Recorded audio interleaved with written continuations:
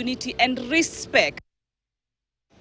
Mahakama ya Makadara hapa Nairobi imemzuilia mshukiwa kwa jina Ahmed Ali Mohamed anayedaiwa kutishia kumuua mwanamume katika eneo la Pumwani na bunge la Kamukunji hadi Jumatatu tarehe 15 mwaka huu 2026. Ahmed Ali alishtakiwa kwa kutoa vitisho kinyume na kifungu cha 238 cha kanuni ya adhabu mbele ya hakimu mkuu Gilbert Shikwe. Mahakama iliarifiwa kwamba mnamo Julai 11 mwaka 2025 katika kituo kimoja cha mafuta cha eneo la Pumwani bila kisingizio cha kisheria alitamka maneno ya toa hiyo kesi mahakamani au nitakuwa, mwisho wa nukuu.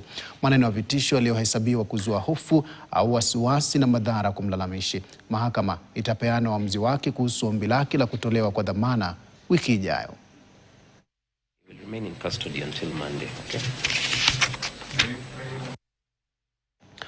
Malaysia inaimarisha uhusiano, elimu na